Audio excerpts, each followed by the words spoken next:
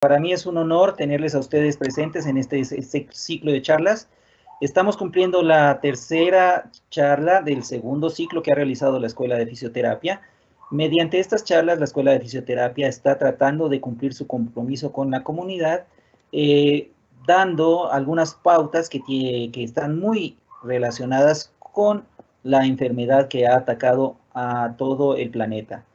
El primer ciclo de charlas tuvo que ver con la fisioterapia respiratoria para pacientes que hayan sido afectados por el COVID. Este segundo ciclo de charlas hemos estado compartiendo con ustedes algunas estrategias y algunas recomendaciones relacionadas con las principales afecciones que se han venido presentando a causa de lo que ha pasado en los últimos meses, es decir, las políticas de aislamiento social y de confinamiento domiciliario que la mayoría de estados han optado por disponer a la sociedad, y con ello los cambios que se han suscitado, es decir, las limitaciones en la movilidad, la aparición de las modalidades de teletrabajo, y también sabiendo que muchas personas tienen condiciones de discapacidad o pueden tener enfermedades de alto riesgo o están pasando por algún tipo de condición especial. Tenemos a niños, tenemos a personas adultos, tenemos a adultos mayores, tenemos a mujeres embarazadas. Entonces nuestro ánimo ha sido pues tratar de dar una serie de charlas mediante las cuales podamos ayudar a contrarrestar los efectos que nos tiene el hecho de estar sedentarios en la casa. De la misma manera, pues entonces nosotros estamos queriendo cumplir con nuestra parte de responsabilidad social como Escuela de Fisioterapia, que queremos que nuestros estudiantes se sientan comprometidos con esta tarea, y queremos que mediante estas charlas también los estudiantes desarrollen sus habilidades de comunicación y de tratamiento con los pacientes. Les invitamos entonces a esta tercera charla. La tercera charla tiene el nombre de obesidad, sobrepeso y beneficios de la actividad física. Como ustedes conocen, pues entonces nosotros tenemos a nuestros estudiantes que se han organizado, tienen un video de introducción y después de eso comienzan la charla. Nuestro primer grupo de estudiantes, quienes van a darnos la definición y el por qué es importante hablar acerca de obesidad y sobrepeso, son Dayana Karina Carvajal, Daniela Ostman y María Carolina Salgado, a quienes les damos la cordial bienvenida. ¿Sabías que según la Organización Mundial de la Salud, en la región de las Américas, el 62% de los adultos y el 25% de los niños y adolescentes se encuentran afectados por el sobrepeso y la obesidad? El exceso de grasa en el cuerpo supone repercusiones tanto a nivel físico como en el bienestar psicológico asociado a diferentes enfermedades, por ejemplo, cardiovasculares, endocrinológicas, respiratorias y sobre el sistema musculoesquelético. La obesidad es un factor que hará evolucionar a la osteoartrosis a nivel de las articulaciones que soportan el peso del cuerpo, como columna, cadera, rodillas y tobillos, debido a que soportan grandes tensiones por encima de la resistencia normal de los tejidos.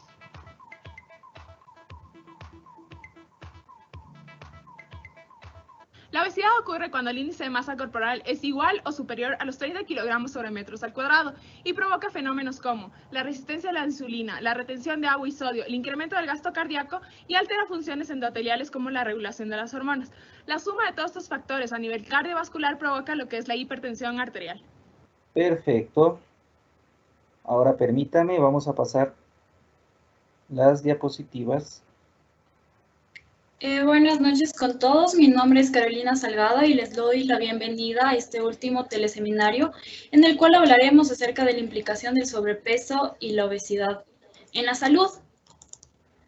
Para comenzar, quiero destacar que el aislamiento social por el cual hemos estado atravesando debido a la pandemia del COVID-19 nos ha obligado a mantenernos en casa, lo cual ha causado que muchas personas adopten una vida más sedentaria, dada por la falta de inactividad física y una mala alimentación, lo que ha conllevado a un incremento de los índices de sobrepeso y obesidad a nivel mundial. Siguiente, por favor. Ya. La Organización Mundial de la Salud ha definido el sobrepeso y la obesidad como una acumulación anormal o excesiva de grasa que va a suponer un riesgo perjudicial para la salud de las personas, que se encuentra principalmente asociada a factores genéticos y ambientales, existiendo un desequilibrio energético entre la ingesta y el gasto calórico. Hoy en día podemos observar que en el mundo se ha producido un aumento de la ingesta de alimentos hipercalóricos que son ricos en grasa, sal y azúcares, pero pobres en fibra, vitaminas y minerales. Y sumado a esto también se ha dado una disminución de la actividad física debido a la naturaleza cada vez más sedentaria que adoptan las personas, lo que conlleva a un incremento del peso corporal. Siguiente, por favor.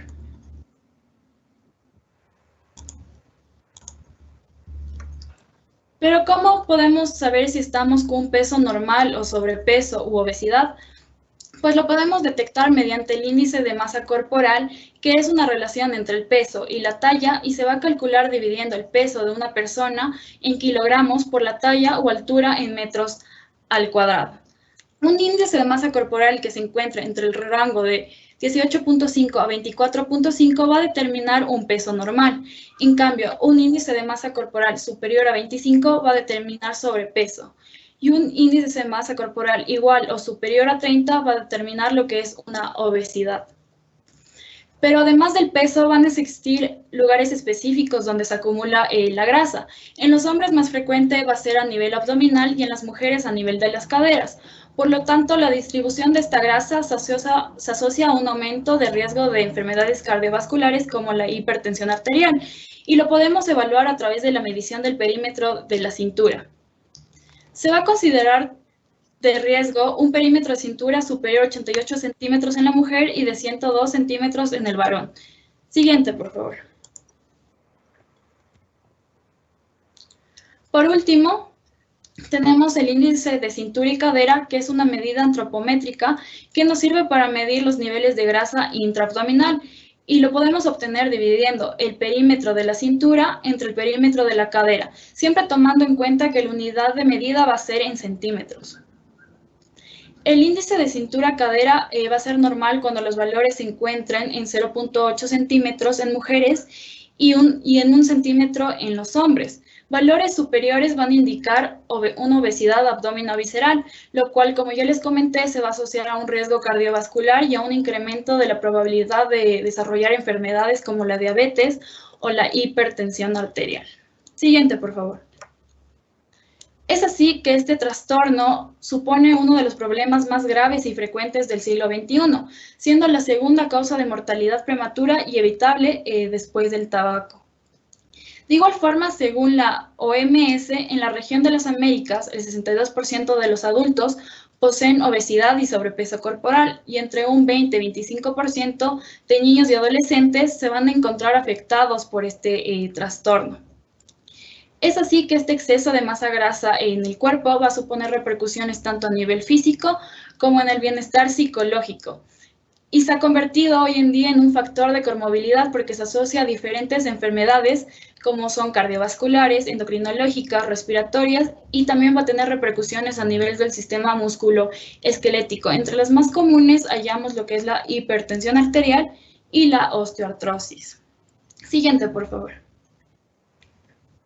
Sin embargo, el sobrepeso y la obesidad pueden prevenirse modificando el estilo de vida en relación a la ingesta de alimentos que sean más saludables y a la realización de actividad física de manera periódica.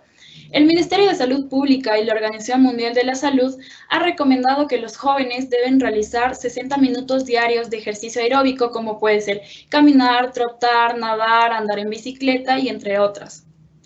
Y por otro lado, se ha recomendado que los adultos deben acumular semanalmente 150 minutos. A continuación, Daniela.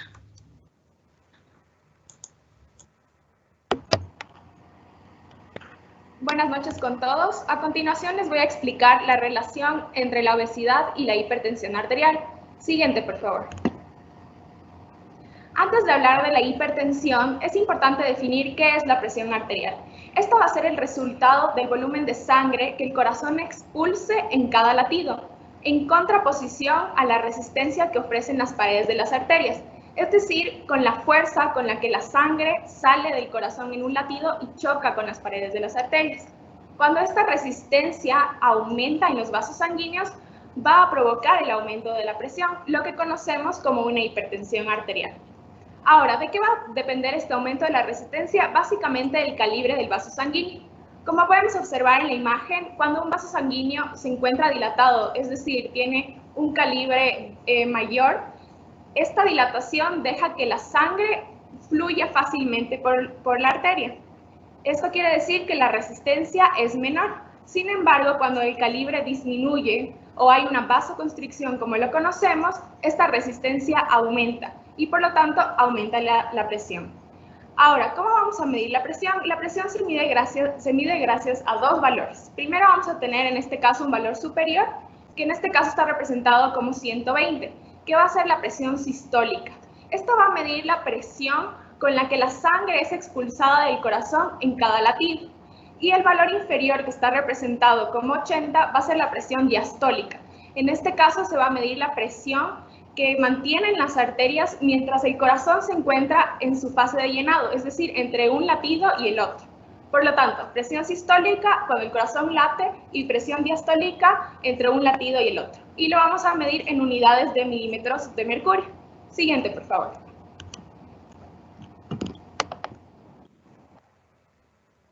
Bueno, hay que tomar en cuenta que la presión arterial en una persona sana va a presentar variaciones de los valores a lo largo del día, dependiendo de la actividad que la persona se encuentre realizando. Si está caminando, si se encuentra haciendo algún tipo de actividad física, si se encuentra en reposo, varía en el día y en la noche, durante el sueño y etc. Pero cuando nosotros hablamos de la hipertensión arterial, estamos hablando de esta elevación continua de la presión que supera los valores establecidos normales. Como podemos observar, la presión arterial normal va a tener una presión arterial sistólica, es decir, el valor superior, entre 120 y 129 milímetros de mercurio, y una presión arterial diastólica entre 80 y 84 milímetros de mercurio. Cuando los valores son menores se conoce como hipotensión, y cuando estos valores aumentan vamos a tener diferentes categorías. Vamos a tener la presión normal alta, donde la sistólica se va a encontrar entre 130 y 139, y la diastólica entre 85 y 89. Ahora, hipertensión grado 1 va a ser cuando la sistólica se encuentra entre 140 y 159 y la diastólica entre 90 y 99. Hipertensión grado 2 va a ser la sistólica entre 160 y 179 y la diastólica entre 100 y 109. Y finalmente, hipertensión grado 3 va a ser cuando la presión arterial sistólica es igual o superior a 180 y la diastólica igual o superior a 110. Por favor, siguiente. ¿Cómo se relaciona la obesidad con la hipertensión arterial? Bueno, en la actualidad se toma como referencia al índice de cintura-cadera que explicó anteriormente mi compañera como un valor más fiable que el índice de masa corporal para el cálculo en el riesgo cardiovascular. Cuando en hombres es mayor a 1 centímetro y en mujeres mayor a 0.8 centímetros, este ya es un riesgo alto.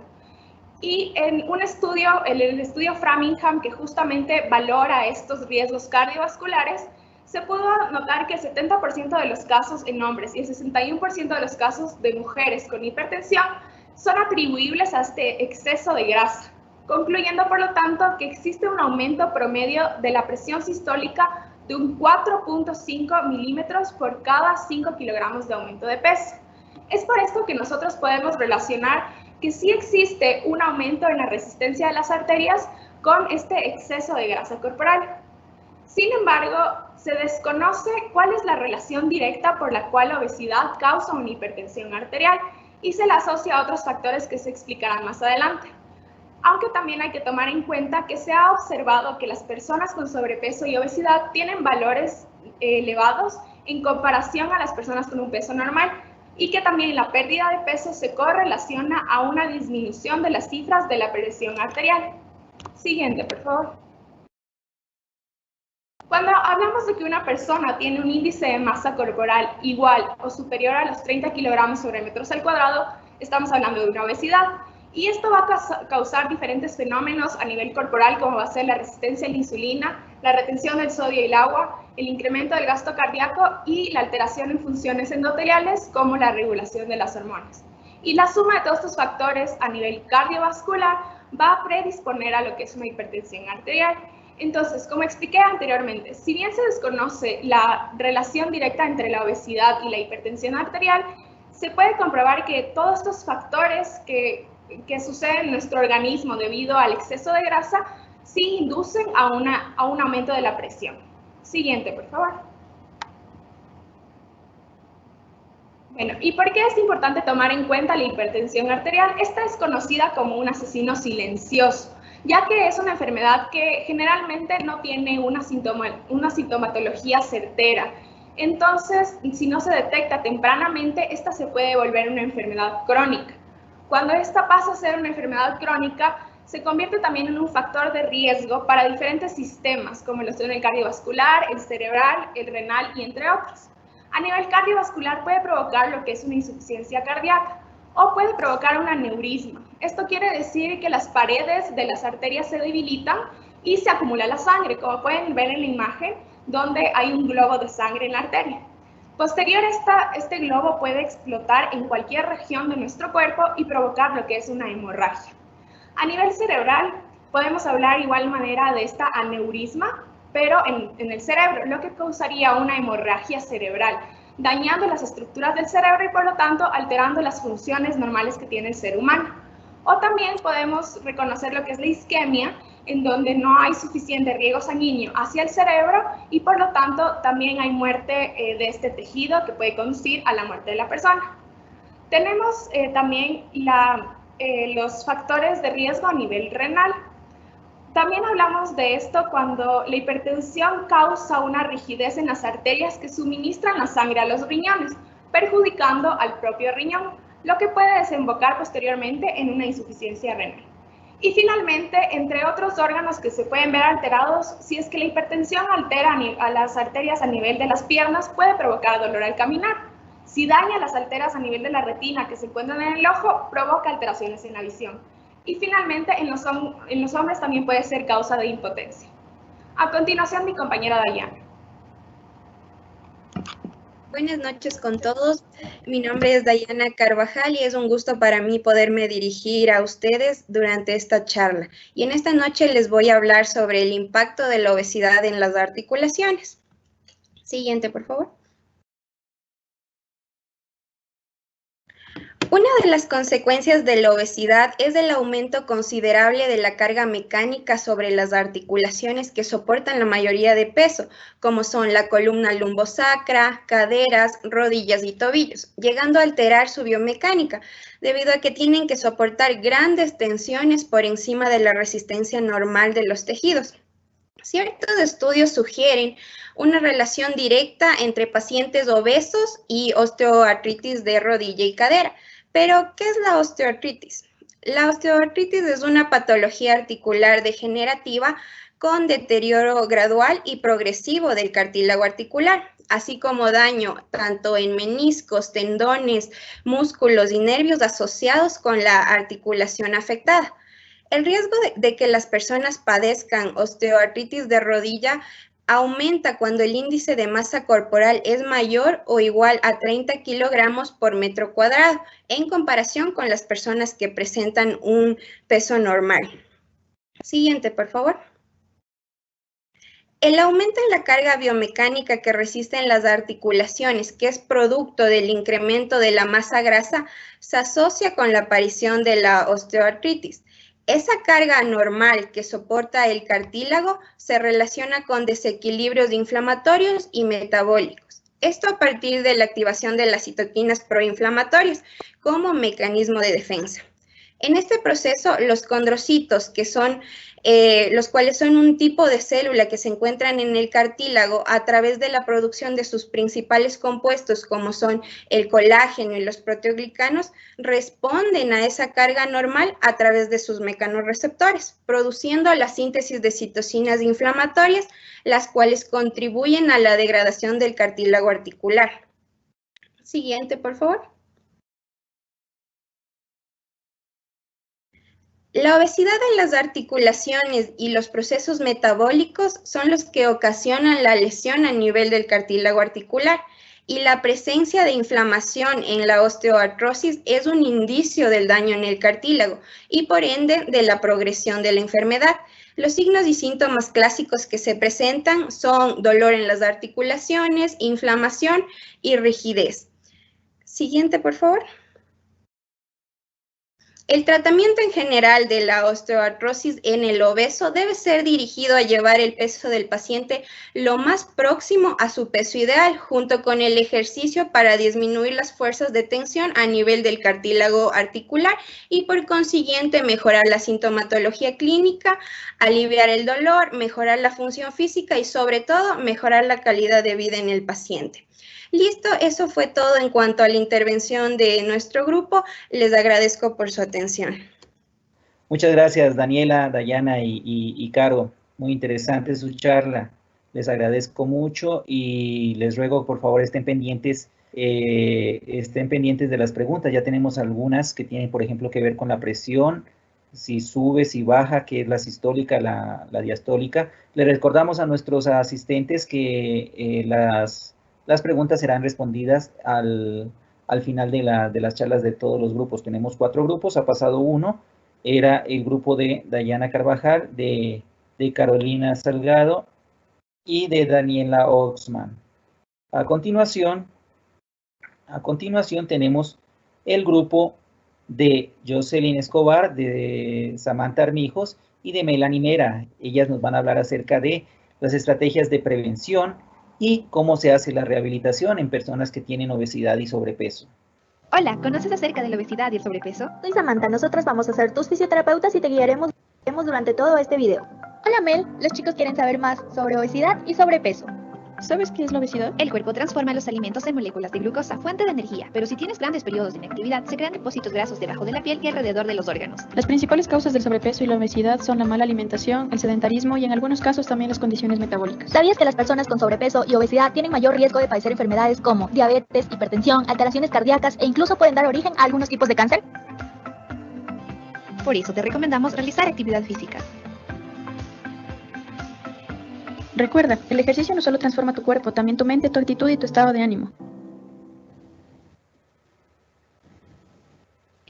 Buenas noches con todos, mi nombre es Melanie Mera y junto con mis compañeras Samantha y Jocelyn vamos a hablar sobre cómo prevenir y rehabilitar en la obesidad y el sobrepeso. ¿Puede darle play por favor al video? Listo, como sabemos, al practicar ejercicio nosotros liberamos endorfinas, también conocidas como las hormonas de la felicidad. Es por esta razón que tenemos que ver el lado positivo de nuestra cuarentena. Este lado positivo que lo podemos ver es una forma de cambiar nuestros hábitos alimenticios, de implementar lo que es la actividad física en nuestras actividades diarias. Cabe recalcar que según los datos del Ministerio de Salud del Ecuador, nuestro país tiene una alta incidencia de presentar obesidad y sobrepeso, y por tanto complicaciones como hipertensión, diabetes, y es por esta razón que en caso de que un usuario con obesidad y sobrepeso adquiera lo que es el COVID-19, va a tener los síntomas de una manera más severa. Es por esta razón que junto con mi grupo vamos a hablar de cómo prevenir y rehabilitar la obesidad y el sobrepeso.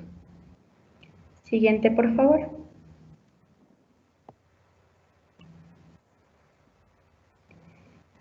La prevalencia del sobrepeso y la obesidad en el Ecuador. Les voy a hablar sobre datos y porcentajes de cada provincia del Ecuador, en donde se ha podido observar, según los datos del Ministerio del Ecuador, cuáles son las provincias con más incidencia de obesidad y sobrepeso. En la costa ecuatoriana, en Esmeraldas, tenemos una incidencia del 64%, en Manabí el 61%, Santa Elena el 64% y en el Guayas el 62%. En provincias en la sierra, que son las con más alta incidencia de presentar obesidad y sobrepeso, tenemos Pichincha con el 65%, en el Carchi el 67% y en Loja con el 74%. En provincias en el oriente podemos observar que en Sucumbíos presenta el 63% y en Orellana el 77%. Pero cabe recalcar que aquí los datos del Ministerio del Ecuador y de los países de las provincias del Ecuador dicen que en Galápagos, por tener una alta incidencia de turismo, presentan el 76% por tener alimentos procesados. Es decir, generalmente, como un breve resumen de esta diapositiva, podemos decir que 6 de cada 10 adultos en el Ecuador presentan de 6 a 10 obesidad y sobrepeso. Siguiente, por favor.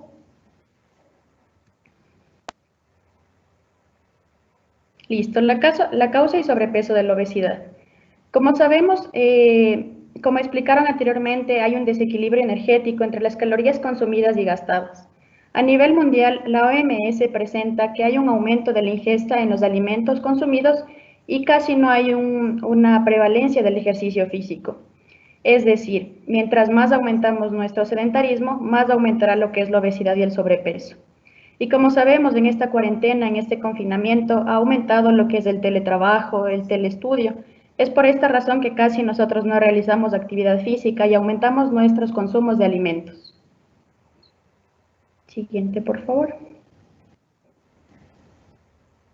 Ahora vamos a presentar con lo que es la prevención y la rehabilitación de la obesidad y el sobrepeso. Por favor, siguiente. Según la OMS, la Organización Mundial de la Salud define la actividad física como todos los movimientos que realizamos durante nuestra vida diaria.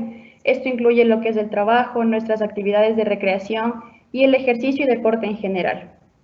Los expertos también de la Organización Mundial de la Salud presentan que si es que nosotros realizamos ejercicio físico durante el fin de semana, de 2 a 3 horas, esto no va a decir que nosotros vayamos a bajar de peso o que recuperamos lo que son las horas de sedentarismo durante la semana. Esto quiere decir que nosotros debemos realizar por lo menos de 30 minutos a 1 hora diaria de ejercicio para que los beneficios se mantengan dentro de nuestro organismo. Como podemos observar, algunos de los beneficios de la práctica de la actividad física es reducir el riesgo de enfermedades del corazón como diabetes, hipertensión, infartos a largo plazo. Podemos también reducir el riesgo de caídas en adultos mayores, reducir problemas de demencia y también aumentar lo que es la fuerza y flexibilidad para nuestros movimientos en general. Siguiente, por favor. En este momento les voy a presentar lo que son algunos datos del Ministerio del Ecuador sobre el beneficio y de los porcentajes que han aumentado al ver en pacientes que realizan actividad física diariamente. Al caminar de 30 minutos diarios, reduce un riesgo en mortalidad al 30%. La actividad aeróbica reduce el riesgo cardiovascular en un 33%. Y caminar alrededor de 60 minutos diariamente va a reducir lo que es algunos tipos de cáncer, como que es el cáncer de colon, el cáncer de mama. También se ha podido observar que las personas que realizan actividad aeróbica ha disminuido una incidencia de padecer diabetes en el 42%. Y como les había mencionado anteriormente, lo que es el ejercicio físico nos va a ayudar en nuestras articulaciones, a que se hagan más fuertes y aumentar la flexibilidad. Es por esto que va a disminuir una prevalencia del 17% de padecer osteoporosis. Se ha presentado también que las personas que realizan actividad física disminuyen 40% de padecer depresión. Y en pacientes o en usuarios que tengan más de 65 años, si realizan actividad aeróbica alrededor de 1 hora diaria, va a disminuir en un 40% lo que es la demencia. Siguiente. A continuación, mi compañera Jocelyn. Buenas noches, mi nombre es Jocelyn y vamos a seguir hablando sobre la importancia de la actividad física para prevención y rehabilitación de la obesidad.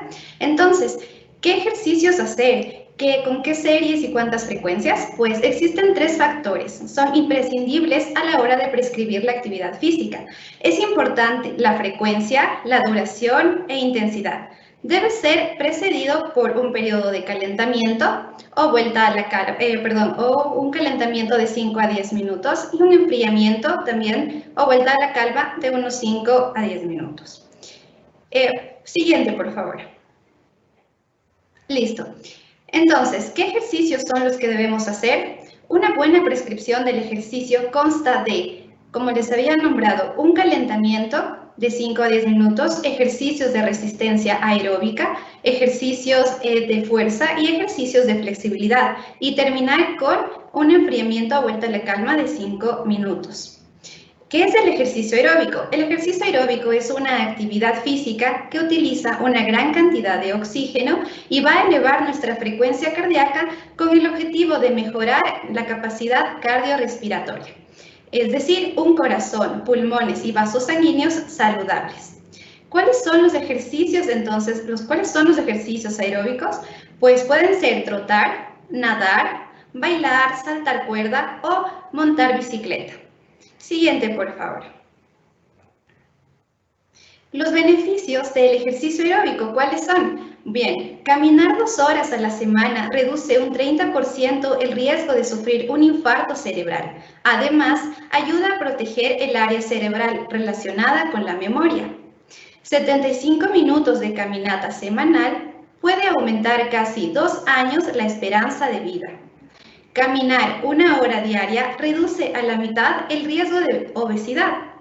Y caminar 30 a 60 minutos diarios reduce el riesgo de padecer enfermedades cardíacas.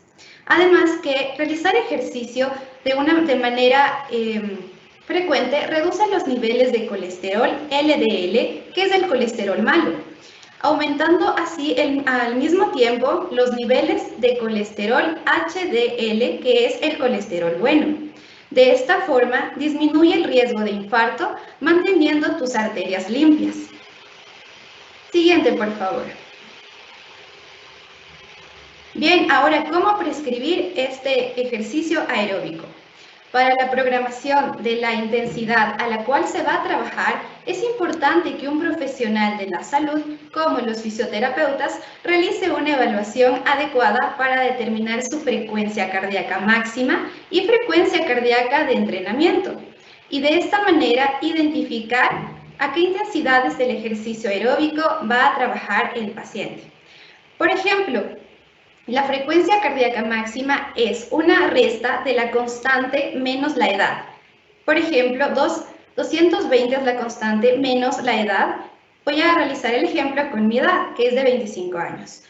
220 menos 25 sale 195. Esta sería mi frecuencia cardíaca máxima. Para poder sacar la frecuencia cardíaca de entrenamiento, como para poder ver con qué intensidad voy a realizar mi ejercicio aeróbico, la fórmula es la siguiente.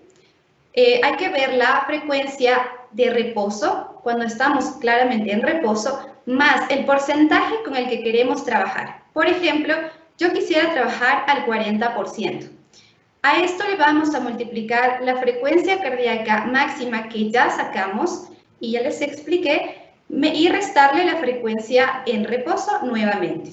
Al realizar esta operación con el 40%, la frecuencia cardíaca de entrenamiento para mí resultó ser 119 latidos por minuto. Así que debo buscar un ejercicio aeróbico como los que ya había mencionado que pueda subir mi frecuencia cardíaca a 119 latidos por minuto. Y ya sabré que he trabajado mi ejercicio aeróbico a una intensidad del 40%.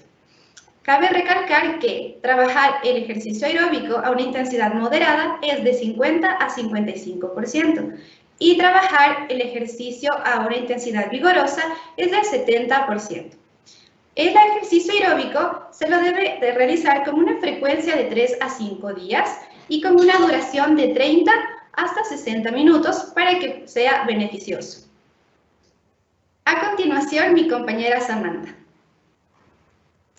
Buenas noches, mi nombre es Samantha Armijos y yo voy a continuar con los beneficios del ejercicio de fuerza. Entonces vamos a tener algunos beneficios. Dentro de estos, previene la sarcopenia, que es aquella que consiste en la pérdida de masa y potencia muscular, que se produce a consecuencia del envejecimiento o por llevar una vida sedentaria. También nos ayuda a la pérdida de la grasa visceral, mejora la postura y la conciencia corporal, al mantener unos músculos fuertes consiguiendo una mejor ejecución del movimiento. Previene lesiones ya que los músculos, tendones y ligamentos tienen menor riesgo de dañarse, pudiendo resistir trabajos con mayor intensidad, además de que aumenta la densidad ósea, disminuyendo así el posible riesgo de una osteoporosis o alguna fractura. En este caso es recomendado un entrenamiento de resistencia que sea personalizado. Siguiente, por favor. Ya, en base al entrenamiento de fuerza en personas con sobrepeso o obesidad, el entrenamiento de fuerza tiene muchos efectos positivos, como ya se los mencionó anteriormente. Sin embargo, es importante conocer que estas estructuras, como son los músculos, tendones, ligamentos, pueden resultar dañadas en el caso de una dosificación desmedida. del esfuerzo o por la realización de movimientos erróneos. Por ello, es importante que el entrenamiento sea guiado por un profesional, el cual debe adaptar la capacidad de carga para la persona que lo realiza y se debe llevar a cabo funcionalmente con una técnica óptima. En base a lo mencionado, entonces, los ejercicios de fortalecimiento se van a realizar con una frecuencia de 2 a 3 días a la semana no consecutivos. Es importante que sean no consecutivos, ya que al realizar la actividad de manera consecutiva aumenta las probabilidades de lesionarse, ya que al utilizar los mismos músculos constantemente, a más de realizar una misma actividad muy repetitiva o ejercer demasiada presión sobre los músculos, va a impedir que estos se recuperen de la forma adecuada. La intensidad a la cual se va a trabajar va a depender de la evaluación antes realizada por un profesional, donde se va a determinar el 1RM. ¿Qué es el 1RM? Es una repetición máxima y se define como la mayor cantidad de peso que se puede levantar con una técnica correcta una sola vez. Y dependiendo del porcentaje que nos salga, es al cual se va a poder trabajar, dependiendo si vamos a trabajar al 40%, al 50%, que es recomendado en las personas con sobrepeso iniciar con el 40% del 1RM. Se van a realizar 1 o 3 series con un aproximado de 8 a 12 repeticiones. Es importante tomar en cuenta que esto puede ser a través de ejercicios de peso libre, usando mancuernas, barras o inclusive una máquina donde se pueda regular la resistencia a la cual se va a trabajar. Siguiente, por favor.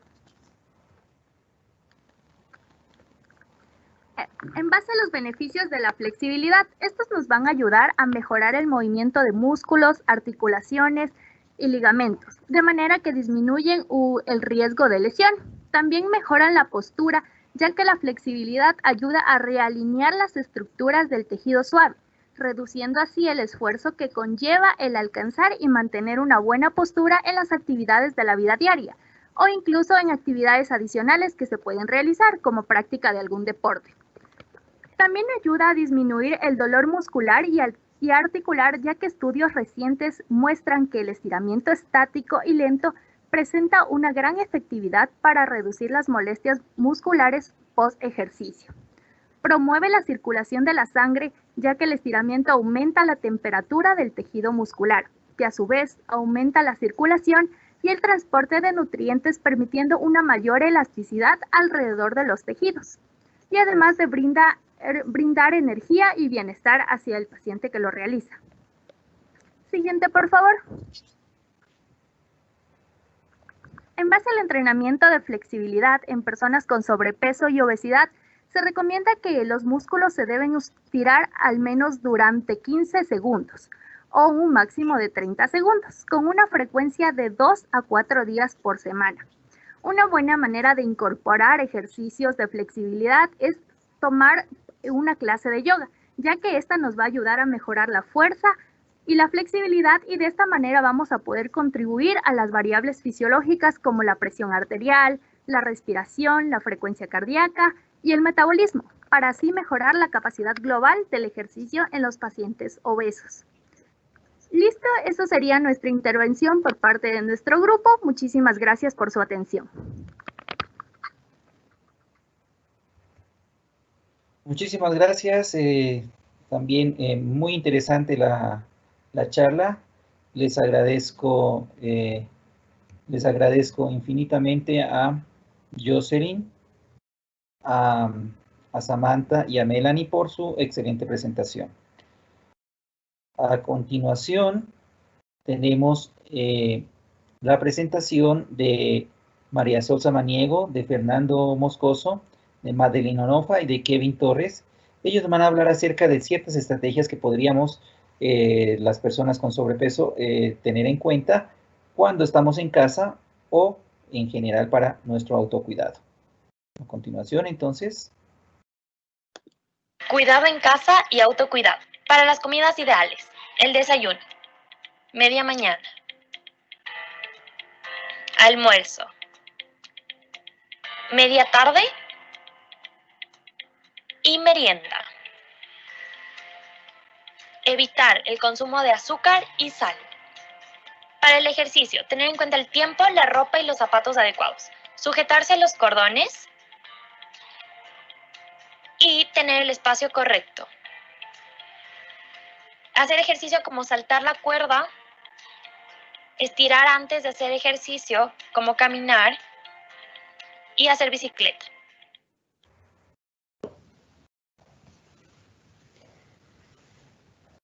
Tu mejor capital es tu salud. No, aprovéchala. Si es buena, no la malogres. Y si no lo es, no la estropees más. Pablo Picasso. Muy buenas noches con todos. Nosotros a continuación seguiremos hablando acerca de la obesidad, del sobrepeso y de los beneficios de la actividad física, pero ahora en el cuidado en casa y el autocuidado. Mi nombre es Maidelin Onofa, mis compañeros son Fernando Moscoso, Sol Samanego y Kevin Torres. Uno de los objetivos más importantes y el que muchas personas se proponen es bajar de peso. Pero, ¿qué puede hacer para bajar de peso? Bueno, hemos colocado aquí 3 pilares que son muy importantes para el cumplimiento de este objetivo. El primero es una alimentación saludable. De cada uno de ellos van a surgir preguntas, como por ejemplo, ¿qué implica una alimentación saludable? O ¿la dieta que llevo requiere de algún cambio?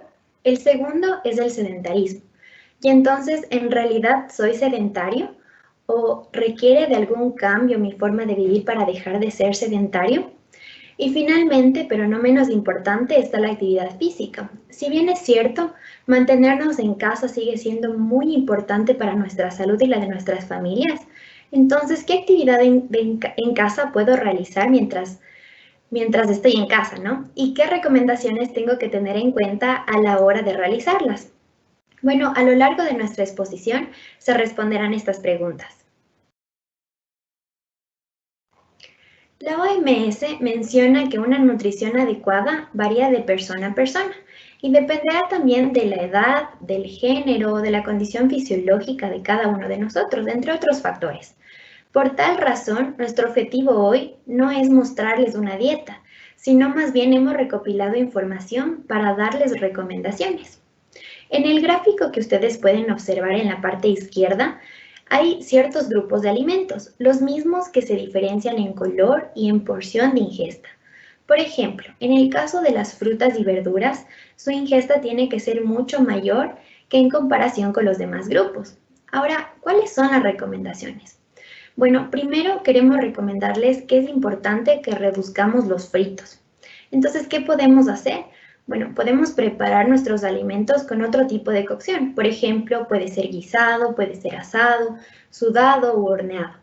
El segundo es la ingesta de carnes blancas antes de las carnes rojas. ¿Por qué? Bueno, las carnes blancas, además de ser ricas en vitaminas y minerales, tienen menos grasas que las carnes rojas. Y por lo tanto disminuye el riesgo de desarrollar síndrome metabólico, el mismo que posteriormente se explicará a profundidad. Tercero, tenemos el consumo equilibrado de frutas. ¿Por qué decimos esto? Bueno, se recomienda que por lo menos se ingiera no más de 2 frutas al día. ¿Por qué? Recordemos que las frutas son dulces y el alta ingesta de esta puede significar en azúcar y glucosa para nuestro organismo. También no olvidemos integrar vegetales en nuestra alimentación, porque como lo hemos mencionado antes, es muy importante. Luego tenemos el agua. ¿Cuánta agua debemos tomar? Bueno, creo que todos hemos escuchado que 8 vasos es lo recomendable, pero en realidad es así. El artículo del 2017 que se titula ¿Cuánta agua debes beber según tu peso? Nos da una fórmula muy sencilla que la podemos aplicar en casa, que es nuestro peso en kilogramos por 35 mililitros, que es una constante, y nos resulta lo que deberíamos tomar al día. Por ejemplo, si peso 60 kilogramos, por 35 mililitros, la persona debería tomar 2.100 mililitros al día, que se traduce en 2 litros 100 mililitros. Claro que a esto tendrán que incluirse otros factores, por ejemplo, si la persona realiza actividad física, si vive en otra región donde tiene que sudar mucho tiempo, y les animo a que puedan investigar un poco más en este artículo. Ahora hemos colocado que es importante reducir. Claro que cuando hablamos de reducir no es lo mismo que digamos no consumir, sino más bien decimos reducir porque como bien sabemos el alto consumo de sal, de azúcares y de grasas saturadas, a largo plazo nos predispondrá a tener ciertas enfermedades, que sumados a los factores que a continuación hablará Sol, pueden resultar en una problemática. Buenas noches con todos. Siguiendo con lo que habló mi compañera Madeleine, es de suma importancia, como nos dice el autor Javier Rodríguez Pereira en el artículo del 2016, que debemos tener un plan de comidas al día. ¿Qué quiere decir esto? Comer de 4 a 5 veces al día y también tener un horario específico donde nosotros podemos realizar estas comidas para no caer en lo que sería un síndrome metabólico. ¿Qué es el síndrome metabólico? El síndrome metabólico es un grupo de factores biológicos que característicos con la obesidad, la hipertensión, la dislipidemia y la resistencia a la insulina pueden conllevar a lo que es una diabetes tipo 2 y a una enfermedad cardiovascular. Siguiente, por favor. Entonces, como nosotros sabemos, el síndrome es un grupo de síntomas que juntos se presentan en lo que es una enfermedad o un cuadro patológico. En este caso vamos a tener lo que serían enfermedades cardiovasculares como la hipertensión, niveles bajos de colesterol, de exactamente el HDL, que es el colesterol bueno, aumento de los triglicéridos y aumento del ácido úrico y también una diabetes. Seguimos con mi compañero Fernando. Muy buenas noches con todos. En el artículo de la planificación de comidas para la diabetes al manejo de la ingesta de los carbohidratos, en el año en curso, su autor, Mendoza, nos menciona la especificidad de las calorías, las proteínas y las grasas que forman parte de nuestras comidas, como es en el caso de que podemos observar en la imagen izquierda del consumo de los alimentos de origen de mar. Estas proteínas que se encuentran solo en un tipo de pescado, sino como se puede apreciar en la ingesta del salmón, el camarón, el atún y entre otros, que llevan una función exacta al peso corporal y a las proteínas y sobre todo la cantidad de grasa.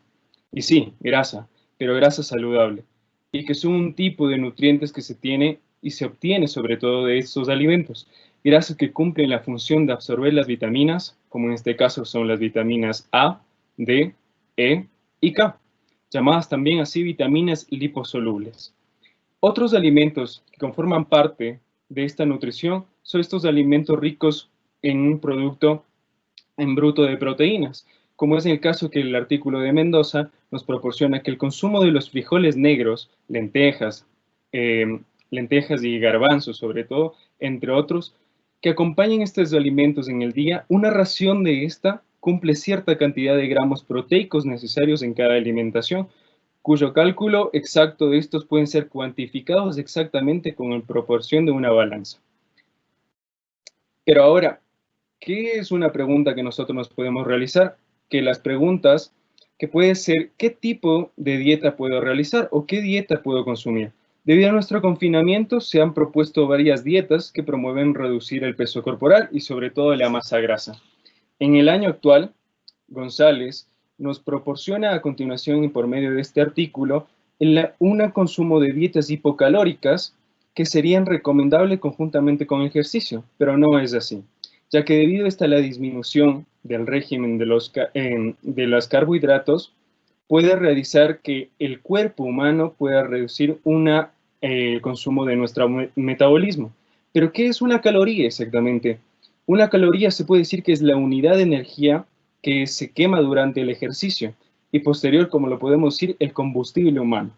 Entonces, por ello, en este artículo nos hace caer en cuenta que solo a personas podrían volverse lentas dependiendo así esta dieta que se va a promover, cuya recomendación nos daría a ver que podemos tener futuras lesiones a causa de este tipo de dietas en el conjunto del ejercicio que nosotros queramos resolver.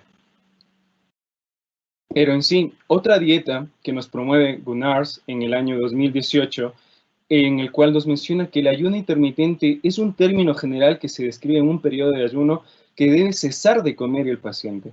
Cesar en el promedio de unas 8 a 16 horas durante el día, cuyas alternativas están mencionadas acompañadamente con un régimen de unos alimentos, sobre todo que consuman y se regulen a base de proteínas, carbohidratos y grasas vegetales, igualmente que se pueden ser reversibles. Y entonces nos podríamos preguntar si solo es bueno seguir una dieta alimenticia y sea suficiente esta para bajar de peso, pues no. El ejercicio físico más una dieta adecuada tendrá los mejores y más rápidos resultados para reducir lo que es el consumo de la masa grasa. Cedo la palabra a mi compañera Madeline. Ahora, ¿qué tipo de actividad puedo realizar? Bueno, según el artículo del 2015, titulado Guía Básica de Atención del Sedentarismo y Recomendaciones de la Actividad Física en Atención Primaria, divide en intensidades al ejercicio y de acuerdo a la intensidad en una actividad física. Por ejemplo, tenemos una intensidad ligera. A esta podemos decir tal vez una caminata a paso ligero por un llano o por un territorio plano, pasear con nuestra mascota o incluso un baile lento. Ahora, una intensidad moderada es un baile moderado, un baile un poco más rápido, caminatas más rápidas y en este caso nos incorpora una bicicleta estática. En el caso de que la tengamos en casa, no debe exceder de 100 vatios. Y una intensidad intensa o una intensidad vigorosa, encontramos el trote, el nadar y ahora la bicicleta, pero tiene que ser de 19 a 22 kilómetros por hora. Pero, ¿cómo saber en qué intensidad estoy trabajando o cómo alcanzar la intensidad que deseo? Sol les explicará a continuación una fórmula. Bueno, entonces, como les comentó mi compañera Jocelyn, tenemos dos fórmulas donde nosotros podemos sacar nuestra frecuencia cardíaca máxima de entrenamiento. La primera es con la frecuencia cardíaca máxima, donde tenemos que restar la edad de la persona a menos 220. Y con la fórmula de Carbonen vamos a sacar nuestra frecuencia cardíaca máxima de entrenamiento. Esta la vamos a hacer con la frecuencia cardíaca basal más el porcentaje de la intensidad que nosotros queremos trabajar. Por ejemplo, queremos trabajar con una intensidad moderada al 40%. Esto le debemos poner ahí por la frecuencia cardíaca máxima, que fue la que sacamos anteriormente, menos la frecuencia cardíaca basal. Siguiente, por favor. Entonces, ¿qué es el sedentarismo? En el artículo de Crespo en el 2015 nos habla que una persona sedentaria es una persona que camina, no camina ni 30 minutos al día en la mayoría de los días de la semana. Entonces, o que pasa mucho tiempo sentado o recostado. Esto es lo que nos está sucediendo hoy en día por la pandemia mundial que estamos viviendo. Por el hecho de estar en teletrabajo o las personas que están en estudio vía virtual o el simple hecho de encontrarnos en un confinamiento produce que nosotros nos volvamos sedentarios. La American Heart Association reconoció el sedentarismo como un factor de riesgo a producir una enfermedad cardiovascular y la OMS dice que es la cuarta causa a nivel mundial de muerte. Siguiente, por favor. Entonces, es totalmente falso al momento de que hablamos de que necesitamos un gimnasio para poder realizar ejercicio. Nosotros podemos realizar un ejercicio en casa con todas las plataformas virtuales que hoy día nos ofrece, como ver videos en YouTube o simplemente tener una página de confianza para poder realizar este ejercicio. Hoy en día la gente ya está comenzando a salir de sus casas por el hecho de que necesitan trabajar. Entonces, ¿por qué no comenzar a subir las gradas en vez de utilizar el ascensor o las gradas eléctricas? Siempre teniendo en cuenta que debemos tener cuidado y el uso de la mascarilla. Después, esperando que toda esta pandemia termine y que podamos salir de nuestras casas, comencemos a realizar ejercicio en familia, como correr, nadar o hacer deporte como básquet, fútbol o bailoterapia. Hoy en día la mayoría de los barrios tiene grupos de bailoterapia. Entonces no es una excusa. El hecho de, si es que nos estamos movilizando a través de un bus, ¿por qué no parar unas paradas antes y caminar un poco más? O movilizarnos al trabajo caminando o pasear al perro. Son diferentes formas que nosotros podemos implementar en nuestro día a día para comenzar a hacer ejercicio, que es de suma importancia. La OMS dice que las personas mayores a 5 años no deben pasar más de 2 horas sentadas. Entonces, ahora que nosotros nos encontramos en casa haciendo teletrabajo o en un estudio, debemos comenzar a realizar este ejercicio. Seguimos con Kevin. Listo. Buenas noches. Ahora les voy a hablar sobre la clasificación de la actividad física. Según la OMS, clasifica a la población en tres distintos grupos. Entonces, el primer grupo comprende entre 5 a 17 años, donde nos habla que este tipo de personas tienen que realizar 60 minutos diarios de actividad física, pero tienen que realizar a una intensidad moderada o vigorosa. Como le mencionaba antes mi compañera Madeline, ella nos supo decir que una intensidad moderada es como realizar un baile y se puede decir a un ritmo moderado, como quien puede decir bailar bachata. Y si lo subimos a una intensidad vigorosa es como realizar un baile, yo qué sé, como bailar salsa. Entonces esos dos tipos de variantes podríamos realizar o ese tipo de actividad física. Habla también de un segundo grupo, que es comprendido entre la edad de 18 a 64 años. Este tipo de personas tiene que realizar 150 minutos semanales, o bien lo pueden realizar 3 veces a la semana o 5 veces a la semana. Lo que importa aquí es que cumplan este tiempo establecido. De igual manera, tienen que realizar una intensidad moderada a vigorosa. También nos habla de un tercer grupo, que está comprendido entre los 65 años en adelante, es decir, estas personas son los adultos mayores. De igual manera que el grupo anterior, tienen que realizar un tiempo de 150 minutos semanales. Pero hay que tener en cuenta aquí, ellos tienen que realizar una intensidad moderada, debido a los diversos factores de riesgo que presentan. Pero hay que tener algo muy en cuenta. Si este tipo de personas realizan una intensidad vigorosa, tienen que tener una monitorización de algún personal de la salud que sea preparado en este tipo de actividad o en lo que es la prescripción del ejercicio. Ya, la OMS nos recomienda que para realizar actividad física en casa, primero tengamos un espacio amplio para poder realizar de una manera adecuada nuestra actividad. Pero hay que evitar objetos resbaladizos como alfombras, también obstáculos como puede ser muebles, sillas o la intromisión de nuestras mascotas, debido a que esto nos puede ocasionar algún tipo de lesión. Hay algo muy importante que también nos recomienda la OMS, es la ropa de entrenamiento, por lo cual esto nos va a permitir tener un buen desarrollo de nuestra actividad física. Pero hay algo muy importante que tenemos que recalcar, que es el uso adecuado de nuestro calzado. ¿Por qué? Nosotros normalmente estamos acostumbrados a realizar actividad física en un suelo que no es tan firme o compacto como el que nosotros tenemos en nuestra casa. Debido a ello, nosotros para realizar actividad física en nuestra casa, tenemos que usar una suela, tiene que tener la suela de nuestro zapato de una manera acolchada, debido a que esto nos va a impedir que nosotros suframos algún tipo de lesión. Bueno, eso sería todo de parte de nuestro grupo. Les agradecemos por su atención. Muchas gracias. Muchas gracias, María Sol, Madeleine, Kevin, Fernando. Igual interesante la charla. Yo creo que ha aportado bastante entonces a las personas.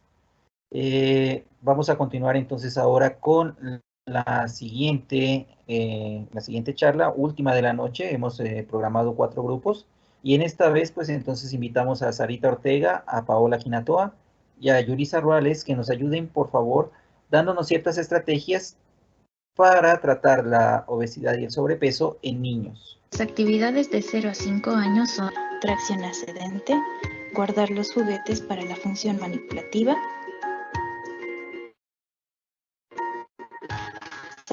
en pie y 2 pies para mejorar el equilibrio.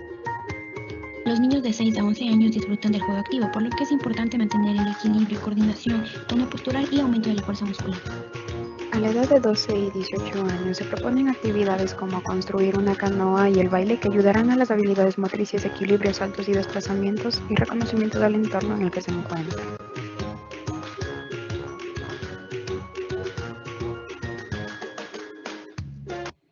Las actividades de 0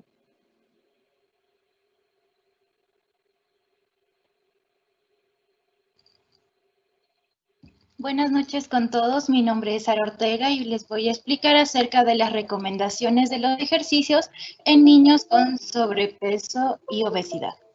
Es importante saber que en este tiempo de cuarentena, muchas personas y muchos de nosotros pasamos encerrados y no hacemos actividad física y esto también va a afectar a los niños. En sí, hacemos esto porque pensamos que necesitamos salir de nuestras casas para poder realizar actividad y necesitamos un lugar recreativo. Pero no es así. Podemos utilizar ciertas cosas de nuestro hogar para poder hacer actividad física y poder realizar y poder estar bien adecuadamente con nuestro peso. Para esto, primero vamos a hablar de recomendaciones generales para no repetir constantemente qué es lo que está pasando con nosotros. Y también en las diferentes edades que se va a decir algunos ejercicios, no repetir las mismas indicaciones. Entonces, lo principal y primordial, por favor, ¿le puede regresar? Gracias. Es evitar la exposición excesiva al frente de las pantallas. Esto quiere decir que el niño no debe estar inactivo por más de 2 horas frente a un televisor, frente a un teléfono o frente a una tablet. Además, hay que promocionar la actividad física. Hay que ver que el niño, ¿qué es lo que más le llama la atención? Esto puede ser jugar fútbol, jugar con la pelota o hacer diferentes actividades en la casa. También, programar ejercicios deben ser individuales, porque tanto niños como adultos somos cada uno diferente. También, las actividades no deben ser monótonas. Si nosotros realizamos saltos un día, al siguiente día o pasando un día, no vamos a realizar la misma actividad porque sería demasiado repetitivo y sería cansado para un niño. También, evitar lesiones. Si un niño comienza a presentar dolores, si comienza a presentar demasiada fatiga, parar. Nosotros vamos a establecer ciertos tiempos adecuados, pero si el niño no llega a ese tiempo, no hay ningún problema. Y el estrés, es importante que el niño vea el ejercicio como algo divertido, no algo estresante y que no quiera realizarlo. Y trabajar en conjunto multidisciplinario. Es importante que cuando estamos con un niño, trabajar con un pediatra para que éste nos pueda guiar cómo está la guía, la onda y la de peso y estatura de cada niño. Y por eso nos puede decir qué actividades o una pequeña guía. Adicional a esto, vamos a pedir a la nutricionista que nos pueda ayudar con una dieta adecuada para el niño. Siguiente, por favor.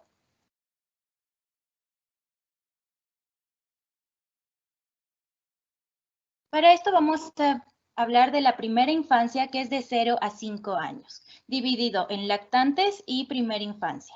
Siguiente, por favor.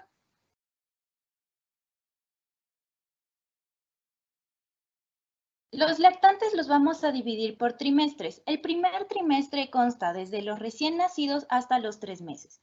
Los ejercicios que se van a realizar aquí son movilizaciones, tanto por medio de estímulos visuales, táctil y también lo que son auditivos. El objetivo aquí principal es que el niño pueda llegar a ver a la mitad, porque siempre el niño tiene un predominio hacia un lado y también que sus manos lleguen al centro. ¿Cómo vamos a hacer esto? Por medio de un objeto grande, de preferencia que sea algo vistoso y que se pueda observar, que sea de color rojo, porque el predominio del niño vamos a llamar la atención hasta que llegue a la mitad. Adicional a esto, el segundo trimestre vamos a promocionar lo que es que el niño esté sentado. Vamos a activar lo que es los abdominales por medio de tracciones ascendentes u otros ejercicios que se pueden hacer. Y también vamos a movilizar las piernas y también realizar colocar nuestras manos y que realice empujes. Entonces, también al momento de nosotros sentarlo, lo que vamos a poner son juguetes diversos para que el niño pueda estar viendo diferentes cosas y no sea algo estresante. Esto vamos a realizar de 10 a 15 minutos, 3 veces por semana para evitar la sobreestimulación y también porque en este tiempo los niños duermen más. Siguiente, por favor.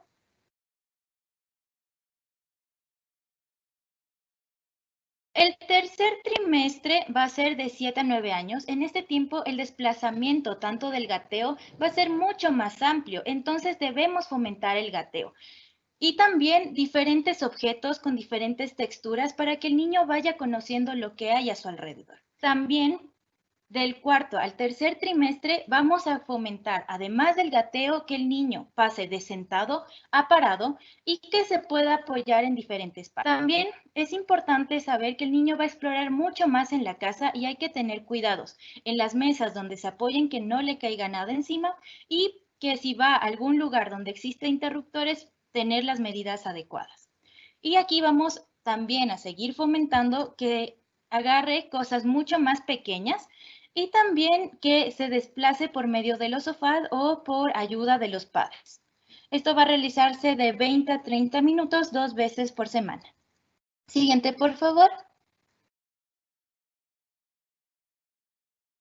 Y la educación inicial, que está compuesta de niños de 1 a 5 años, primero vamos a hablar de los 2 años, de los 2 primeros años. Aquí el niño va a comenzar a caminar, entonces es importante que nosotros, tanto como padres de familias o cuidadores, lo ayudemos. Esto significa que le demos apoyo, pero al momento de nosotros darle apoyo cuando camina, el codo no debe sobrepasar el hombro para que éste no tenga lesiones. Y también, si el niño comienza a caminar muy lento, nosotros no debemos jalarlo, porque podemos causar traumatismos en el hombro.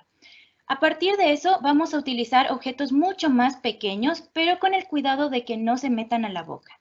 A partir de los 3 a los 5 años, los niños van a hacer diferentes actividades que son carreras, saltos, subir y bajar gradas mucho más rápido. Entonces nosotros podemos promocionar otros ejercicios y podemos adaptar ya a la familia. Puede estar el papá jugando con él, puede estar el hermano haciendo carreras con algo que podamos encontrar en nuestro alrededor, como son carreras de recoger botellas, también saltar cosas, y eso se va a realizar de 20 a 30 minutos, de 4 a 6 veces por día, con un descanso necesario para que el niño no se fatigue rápidamente. Ahora va a presentar con ustedes Paola. Muchas gracias.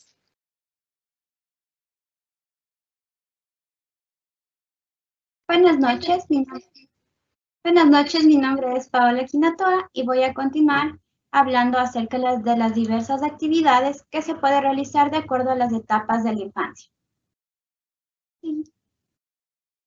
A partir de la etapa preescolar del niño se puede realizar actividad física, que según la Organización Mundial de la Salud la define como cualquier movimiento corporal que se puede producir por los músculos esqueléticos.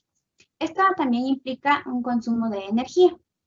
Si bien sabemos, en los últimos años se ha comprobado que la inactividad física se ha convertido en uno de los principales factores de riesgo de mortalidad a nivel mundial, que conlleva al aumento del sobrepeso, que se va a relacionar con enfermedades como la diabetes, la hipertensión, entre otras. El tiempo en niños de 5 a adolescentes de 17 años es de mínimo 60 minutos diarios, con una actividad física de intensidad moderada a vigorosa. Pero, ¿qué quiere decir esta intensidad moderada y vigorosa?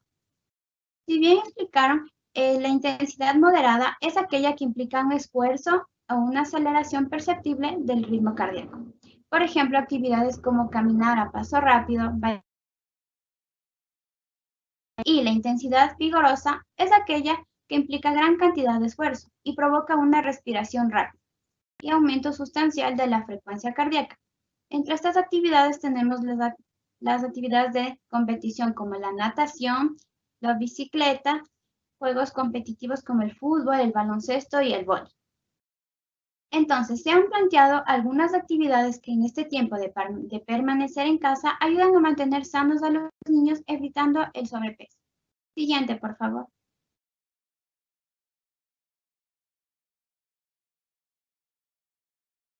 De 6 a 11 años comienza la vida escolar, hasta llegar a la prepubertad.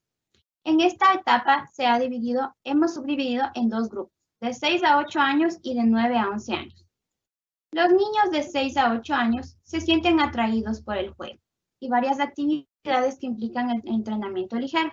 Además, es importante trabajar en el desarrollo motor que involucra la adquisición progresiva de habilidades motoras que permiten mantener un adecuado control postural, desplazamiento y destreza manual, que en el presente y en el futuro van a ayudar a las diferentes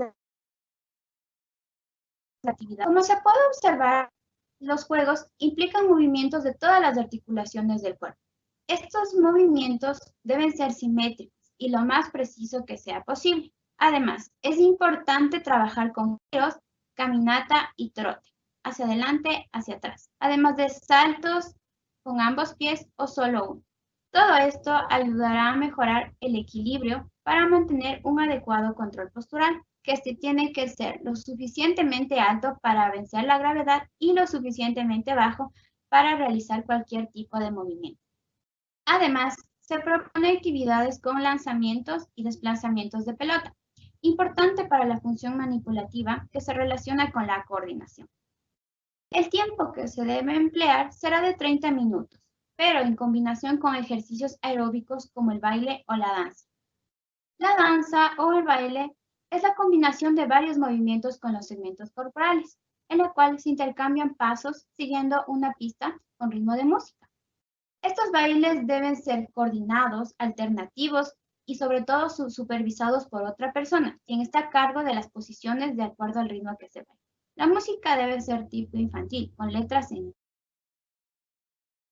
sensitivas, para que sea de fácil comprensión y que permita a los niños experimentar sentimientos y sensaciones, creando aprendizajes y además de relacionarse con el mundo que los rodea.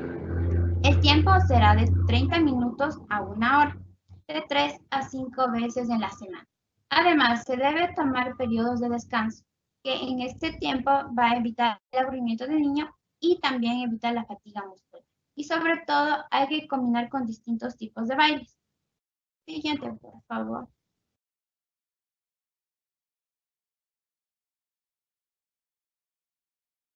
Los niños de 9 a 11 años prefieren el juego social con amigos y es importante incluir ejercicios de técnica y más coordinación.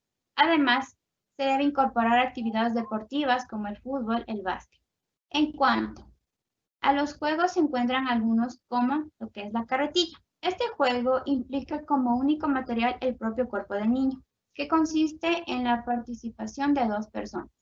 Una permanecerá en contacto con sus manos apoyadas en el piso y el otro deberá sostenerlo desde los tobillos. Además, hay que tomar en cuenta que la superficie de apoyo no debe presentar irregularidades que puedan causar riesgo de caídas y futuras lesiones en los niños. El hula hula. Esta consiste en hacer girar un aro alrededor de la cintura, brazos o piernas. Esta actividad implica destreza y concentración para su ejecución. Evita la acumulación de grasa y retención de líquidos en algunos segmentos del cuerpo. Además, aumenta la resistencia cardiopulmonar. Además de girar el aro, se puede adaptar un circuito con este objeto en el piso, que implica trabajar saltos y desplazamientos, mejorando el equilibrio y la agilidad del niño. Esto se lo puede adaptar con una funda de plástico grande en el caso de no tener este objeto. Su objetivo es aumentar la capacidad cardiopulmonar, aumentar la velocidad y fortalecer la musculatura del tronco y miembros inferiores.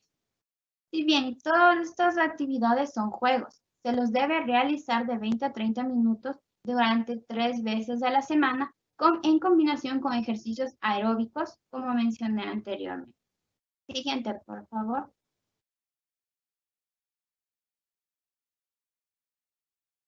También se debe adaptar ejercicios que impliquen más coordinación para mantener el control postural. Por ejemplo, el empuje de pies y lanzar una pelota. Esta consiste en la participación de 2 personas. En el empuje de pies, un niño debe estar acostado boca arriba, mientras el otro será el que permanezca de pie y va a sostener los pies del otro. Su objetivo es fortalecer la musculatura abdominal y además que ayuda a mejorar la concentración, ya que se debe tomar en cuenta que los pies no deben contactar con la superficie. El lanzar la pelota consiste en que 2 niños deben sentarse frente a frente, apoyados sus pies entre sí, y jugar con diversos lanzamientos de pelota. Se debe evitar que ésta pueda caer. Esto permite fortalecer la musculatura del tronco, mejora la coordinación y el equilibrio y mantiene el control postural.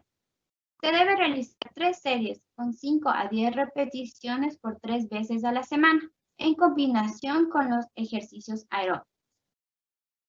Además, hay que tomar en cuenta de que va a variar de acuerdo a la condición del niño y al biotipo que esté presente. A continuación, mi compañera Yulis. Buenas noches con todos. Un artículo realizado por Patricia Peiro en el año 2019 demostró que el 80% de los adolescentes con edades de 11 a 17 años de todo el mundo no realizan ningún tipo de ejercicio o actividad física diaria mínima para estar saludables. Dentro de ello no habla únicamente de realizar deportes, sino de actividades básicas también como es el caminar o el jugar a la pelota. Dado que nos encontramos en una revolución tecnológica, los jóvenes pasan mucho más tiempo en casa frente a pantallas como el televisor, las tablets, los celulares y por lo tanto también duermen menos horas. Esto conlleva a que exista un aumento de jóvenes con obesidad. Para ello es necesario crear condiciones para que el joven se incentive a realizar ejercicio. Cabe recalcar que la autora también menciona que no únicamente debemos culpar al adolescente o a la tecnología, sino que también debemos tomar en cuenta que el entorno en el que se rodea. Dicho esto, se han propuesto diversas actividades para los adolescentes entre 12 y 18 años, las mismas que pueden combinarse entre sí para realizar los ejercicios sugeridos. Siguiente, por favor. Se lo ha dividido en dos grupos de 12 a 14 años y de 15 a 18 años. Siguiente, por favor.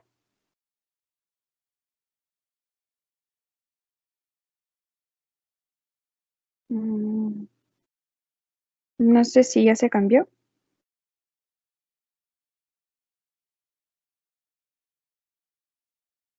Bien, de 12 a 14 años, el primer juego que se puede realizar es carreras de cebras por la selva. Su objetivo principal es mejorar la velocidad, desplazamiento, salto, equilibrio, la resistencia y la competitividad. Este puede ser un juego individual y también puede ser realizado en dos grupos. La primera parte va a constar de una carrera simple con una línea de salida y una línea de meta, o se puede realizar también con una segunda parte que va a constar de una carrera de obstáculos que no necesariamente tienen que ser como se encuentra en el video, sino que también pueden ser utilizados con cosas que se tienen en casa como zapatos, palos de escoba, cuerdas, las sillas, las mesas e incluso se puede realizar como un juego familiar, ya que también puede servir una persona como puente para que el joven salte sobre ella. La dosis de este ejercicio va a ser de 20 minutos a 1 hora de 3 a 4 días a la semana. Siguiente, por favor. Construimos una canoa. Su objetivo principal es mejorar la velocidad, desplazamientos, saltos, equilibrio, resistencia, habilidades motrices y competitividad. La actividad puede ser organizada entre dos grupos o individualmente, como se observa en el video. Los materiales para esta actividad pueden ser bloques, botellas, palos de escoba, una soga o un hilo que se lo va a colocar durante todo el recorrido que el niño va a seguir. Como se observa en el video, el niño tiene que seguir todo el recorrido sin perder el equilibrio y si es que llega a perder el equilibrio, tiene que repetir la actividad desde el principio. El juego termina cuando todos los objetos se encuentren al otro lado. La dosis va a ser de 20 minutos a 1 hora de 3 a 4 días a la semana. Siguiente, por favor. Bien. De 15 a 18 años se propone tracción a la soga, donde su objetivo principal es la fuerza muscular, la resistencia y la competitividad. Se necesita de una persona al mando o un silbato y una soga que conste de 2 o más personas. Y se necesita marcar una línea en la mitad y el espacio debe ser moderadamente amplio. Y cada equipo alará un extremo de la soga y el equipo que logre pasar al otro de la línea media será el ganador. Todos los jugadores deben sostener la cuerda con las 2 manos y el que no lo haga será descalificado. Este juego, a pesar de que es un juego tradicional, también puede ser implementado dentro de un programa deportivo como son las artes marciales, especialmente el karate y el taekwondo. La dosis va a ser de 30 minutos a 1 hora, 3 días a la semana. Siguiente, por favor.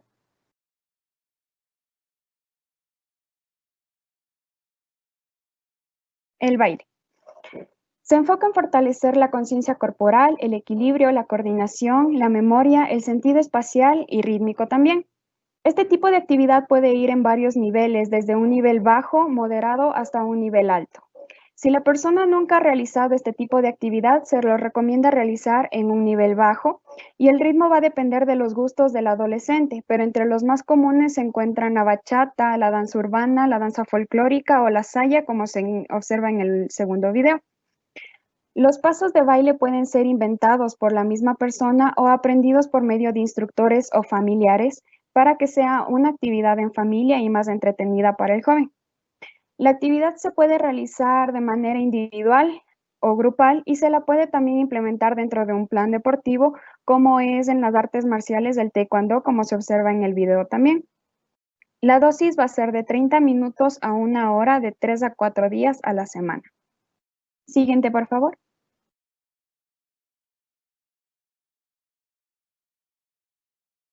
Los juegos con balón. Los juegos con balón se concentran en trabajar la coordinación, resistencia, habilidades motrices, fuerza muscular, coordinación mano-ojo y balón-mano, y también la técnica y la competitividad.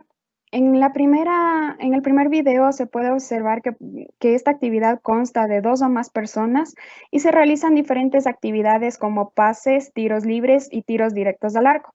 Esta actividad se puede realizar con diferentes implementos, incluso también con los que tenemos en casa. Como se observa en el video, únicamente usan los zapatos para marcar líneas de definición. Dicho esto, esta actividad está relacionada directamente con el fútbol.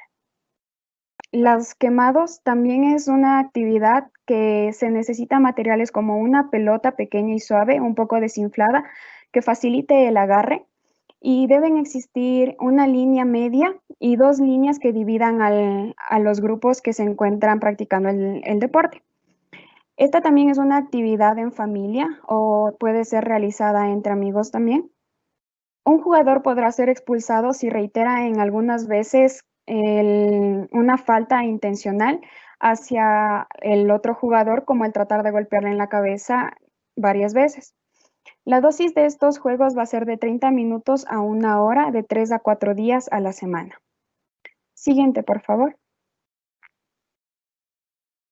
El entrenamiento de la fuerza muscular en adolescentes. Durante la última década se ha incrementado el número de niños y adolescentes que realizan el entrenamiento de la fuerza y la evidencia científica indica que es beneficioso para la salud en varios aspectos.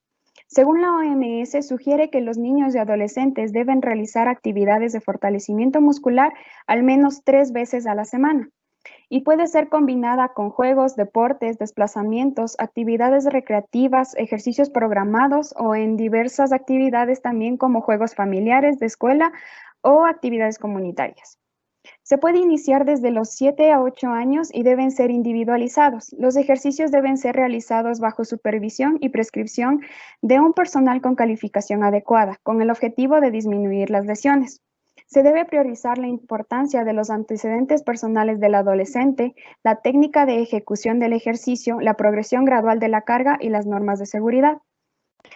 Este entrenamiento de fuerza tiene sus beneficios, pero al mismo tiempo tiene sus riesgos. Entre sus beneficios se encuentra que reduce el riesgo de lesiones en el deporte, mejora el desempeño de habilidades motoras como el saltar, lanzar, correr, mejora la composición corporal en niños y adolescentes con sobrepeso u obesidad, mejora el perfil lipídico en sangre, la función cardiovascular, la percepción de la imagen corporal e incrementa la confianza en sí mismo, generando así un bienestar psicosocial. Entre los riesgos se encuentra la ausencia de supervisión calificada. Este es un comportamiento crítico que debe tomarse en cuenta para un programa de fuerza, especialmente en los principiantes. El entorno inseguro, por ejemplo, el uso de equipos inadecuados en el hogar como máquinas, pesas, cintas o bandas que se utilizan de manera inapropiada. Que no se respete estrictamente la técnica adecuada del ejercicio, por lo cual se debe tener una tabla de control técnico. Los errores de la planificación, de la dosificación de las cargas de trabajo y que no se respeten los intervalos de descanso. Estos riesgos, al ser frecuentes, llevan a recidivantes lesiones como de hombro, espalda y pelvis, asociadas a las técnicas inadecuadas o las cargas excesivas de entrenamiento, y en algunos casos incluso puede provocar fracturas por abulsión o roturas de las fibras musculares. Para finalizar, cabe recalcar que los niños no son adultos en miniatura y que nada enciende más la mente de un niño que el juego. Muchas gracias.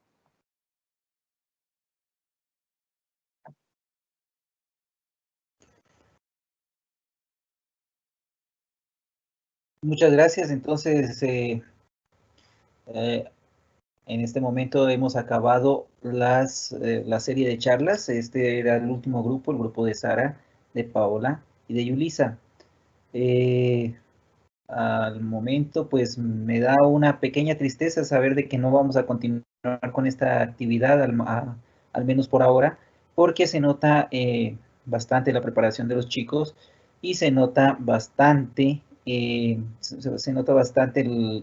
nivel de comunicación y el nivel de preparación que han tenido para estas charlas. Al momento vamos a pasar a la ronda de preguntas y respuestas. Agradecemos a todas las personas que se han quedado con nosotros hasta esta hora y estamos entonces finalizando un poco nuestra actividad. La primera pregunta es de Anónimo, quien nos saluda, nos dice hola, buenas tardes, y nos pregunta, ¿qué quiere decir que cuando se toma la presión diastólica es más baja y distólica es normal? Ruego entonces al grupo de Daniela, de Caro y al grupo de Daniela, de Caro y de Dayana que por favor entonces nos ayuden con una respuesta. Bueno, buenas noches. Primero, muchas gracias por la pregunta. Bueno, puede ocurrir que las cifras de la presión sistólica sean más bajas. Sin embargo, si no están muy distantes a un valor de 120 milímetros de mercurio, se las puede considerar con normal. Pero si es que están por debajo del 110, ya se las considera como una hipotensión, aunque la diastólica se encuentre normal. En cambio, si la presión diastólica fuera más alta y la sistólica sería menor, esta se consideraría como una hipertensión sistólica aislada. Y es recomendable en ambos casos consultar con el médico.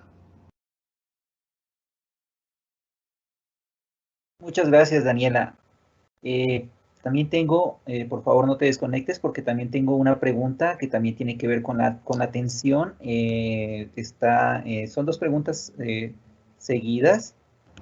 De Andrea Domínguez nos pregunta que por qué se da la presión y por qué afecta a vista y riñones. Bueno, la presión, como mencioné, se da por el choque de la sangre al correr por las arterias, a ser expulsada por el corazón. Entonces ejerce una fuerza y eso es lo que nos provoca lo que es una presión. ¿Cómo puede alterar a la visión? Bueno, como mencioné, también afecta a los vasos sanguíneos que llegan hacia la retina. La retina es una capa que nosotros tenemos en la parte posterior de nuestro ojo y va a transformar lo que es la luz y las imágenes que ingresan y las van a convertir en señales nerviosas que se envían hacia el cerebro. Entonces, si es que existen daños en la irrigación, esto puede provocar visión doble, visión débil o en casos muy avanzados asociados ya a otras enfermedades como la diabetes, puede provocar la pérdida de la visión. En cuanto a la afectación a nivel de los riñones, estos tienen vasos sanguíneos pequeños que van a limpiar la sangre de todos los desechos que carga para poder eliminarlos.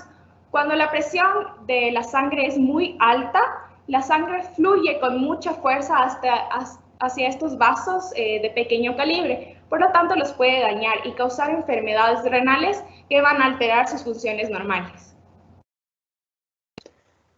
Muchas gracias, Daniela. Dentro de la misma temática de la presión, perdona que te insista, Andrea Domínguez también nos pregunta, ¿es normal que se suba la presión cuando uno duerme? Bueno, ella comenta que su padre se despierta en las noches porque se le sube la presión. Bueno, la presión arterial durante el sueño suele ser más baja que durante el resto del día. Si es que esta se encuentra elevada en la noche, incluso hace que la persona se levante, puede significar algún problema de salud, como la presión arterial alta mal controlada u otras enfermedades cardiovasculares. Y como mencioné anteriormente, suele presentar síntomas cuando ya ha avanzado. Entonces es muy importante acudir al médico para un tratamiento adecuado y el control de la presión. Perfecto, muchas gracias, Daniela. Agradecemos mucho tu participación y otra vez les felicitamos a tu grupo. Excelentes exposiciones de todos los grupos. Ahora voy a pasar a una pregunta que tiene que ver más con el grupo que habló acerca del ejercicio.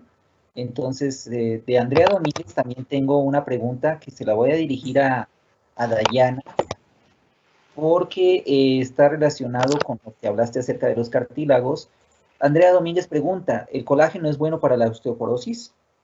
Dayana, por favor. Buenas noches, gracias por la pregunta. Pero antes, primero me gustaría explicar brevemente que la osteoporosis es una enfermedad por la cual los huesos pierden más consistencia que la normal y se vuelven quebradizos, dando como consecuencia un mayor riesgo de rotura.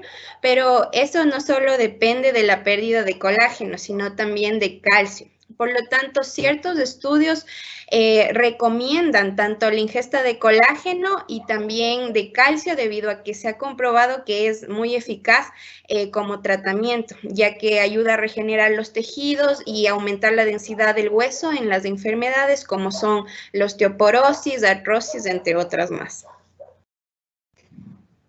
Muchas gracias, muchas gracias. Voy a pasar ahora entonces al siguiente grupo que nos explicó acerca de rehabilitación. Por favor, Jocelyn, Samantha o Melanie, que por favor me ayuden con la siguiente pregunta. Nos pregunta Andrea Domínguez si saltar la cuerda es perjudicial cuando se tiene una hernia a nivel de L4, L5 o L3, es decir, una hernia lumbar. ¿Y cuántas veces a la semana se la puede hacer? Imagino que se refiere al salto de la cuerda. Buenas noches, muchas gracias por tu pregunta. Quisiera empezar diciendo que tener una lesión o sentir algún dolor no significa no realizar ejercicio o no realizar alguna actividad física, ya que los fisioterapeutas tenemos muy presente que el movimiento cura. Entonces, en tu caso, este tipo de ejercicio, saltar la cuerda, no estaría recomendado, ya que se debe evitar los ejercicios que sometan a la columna lumbar a una carga sobre su eje vertical o ejercicios de impacto, ya que estos van a aumentar la presión de los discos intervertebrales y va a empeorar tu sintomatología. Así que te recomendaríamos realizar los ejercicios, por ejemplo, en el tema de aeróbicos, la natación. Y como ejercicios de fortalecimiento, es muy bueno que fortalezcas tus músculos abdominales y también la musculatura glútea. Y si en el caso de saber la dosificación para saltar la cuerda, la frecuencia es de 3 a 5 días y también la duración puede ser de empezar con 10 minutos y tal vez llegar ya después a 15 minutos, porque sabemos que saltar la cuerda es un ejercicio aeróbico. Excelente, muchas gracias, Jocelyn. Señoras y señores, estamos acabando ya nuestras presentaciones. Tengo una última pregunta. Esta vez está relacionada con la dieta, entonces le voy a pedir al grupo de Fernando, Mariasol, Madeleine y Kevin Kevin que por favor nos ayuden con la respuesta adecuada. Nos pregunta Anónimos, ¿se puede producir alguna alteración o problema en el metabolismo si se lleva una dieta vegana o vegetariana? Bueno, a continuación resolviendo la pregunta, sobre todo tenemos muy en cuenta el consumo de la proteína y sobre todo de las carnes como tal, no se puede llegar a suplementar por completamente. Entonces, que el consumo de estas carnes, como les había explicado antes, a través de los granos, puedan ser igualmente compensada en cierta parte. Pero en la literatura en los últimos años nos menciona que las personas que llevan una dieta vegana pueden llegar a sufrir problemas en el desarrollo en una etapa de crecimiento. Esto sobre todo con las personas que son adolescentes en esta etapa de crecimiento que se someten a este tipo de dietas. El triptonato es sobre todo también otro aminoácido, una proteína esencial a la glándula pineal que también alimenta a las neuronas del cerebro. Y sobre todo manteniendo este tipo de dietas, decrecerá este déficit a nivel de comportamiento neuronal. Otra de las dietas veganas no son aconsejables ya que se recibe también esta deficiencia de la vitamina B12, cuya función sobre todo es la formación de los glóbulos rojos. En este caso se puede ver el déficit a nivel de la anemia de un paciente, que esto se puede también medirlo o cuantificarlo con una prueba sanguínea que corrobore estas indicaciones de hemoglobina, la cantidad de hemoglobina que tiene la persona en la sangre. Pero si esta dieta también ya está establecida por muchos años, este tipo de pacientes ya están con esta dieta por muchos años, se recomienda sobre todo una interconsulta con un nutricionista para que pueda regular este déficit si llegase a presentar el paciente. Muchas gracias.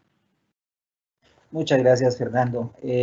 Bueno, hemos acabado con la ronda de preguntas. Solamente tenemos un último comentario justamente de Andrea Domínguez, quien nos hizo algunas preguntas. Les agradece.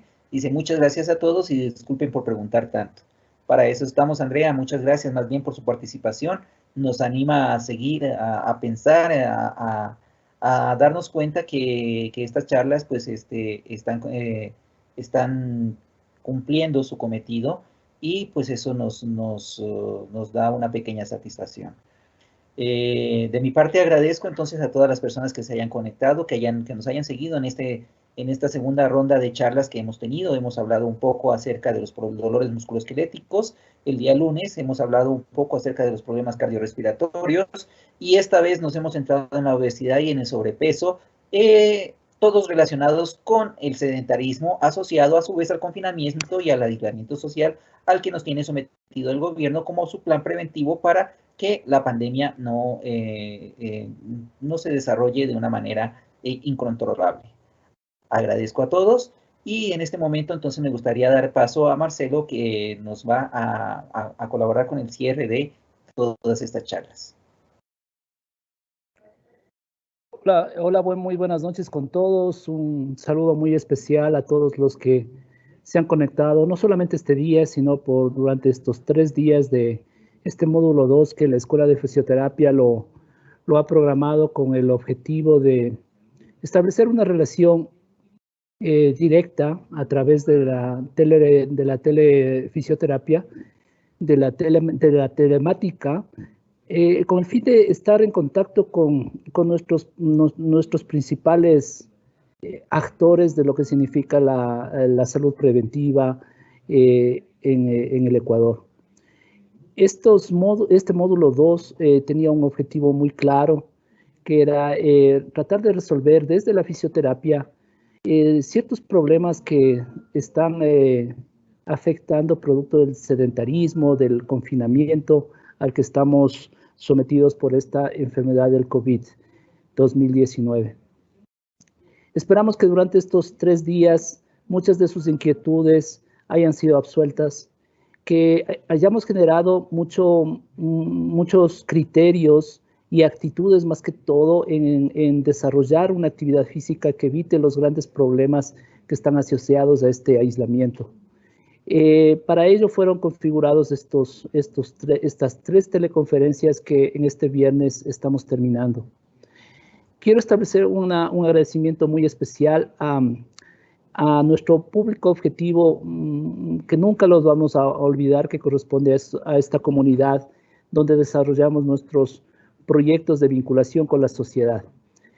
A la zona noroccidental de Pichincha, especialmente a nuestros pacientes en Pedro Vicente Maldonado, en Puerto Quito, en Los Bancos, pero también aquellos a donde acudimos con cierta regularidad, especialmente a la zona de Santo Domingo de los Colorados, esas zonas bastante vulnerables y con déficit de salud y de fisioterapia en esta zona de los Sáchilas también.